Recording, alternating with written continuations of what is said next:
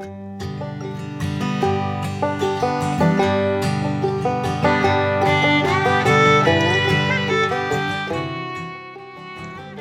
کا ہمارا نیا لیکچر نمبر 5 جو ہے کیپٹل ای. تو اس کو سٹارٹ کرنے سے پہلے میں آپ سب لوگوں کو یہ بتاتا چلوں کہ جو کیپٹل ای ہے ہمارا وہ آئے گا اوپر والی 3 لائنز کے اوپر. ٹھیک ہے، 1 2 3.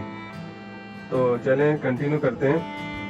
سب سے پہلے اسٹوڈنٹس آپ نے اس کو سیکنڈ لائن سے شروع کرنا ہے اور اوپر والی فرسٹ لائن کی طرف ایک چھوٹا سا اوول بنانا ہے. ٹھیک ہے، یہ دیکھیں اوول بن گیا اس طرف.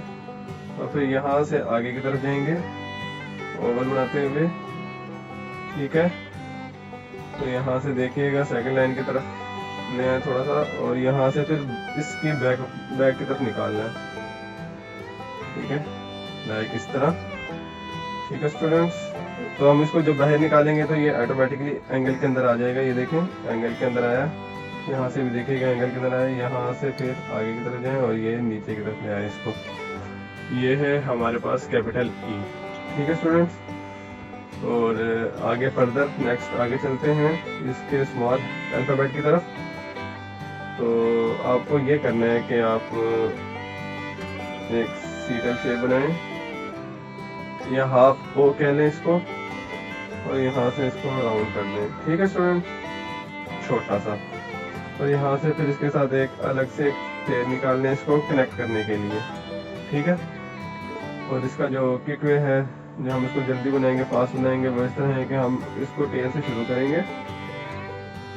ٹھیک ہے، سی شیپ میں ہے اور یہاں سے اس کو ہم نے کنیکٹ کر دیا.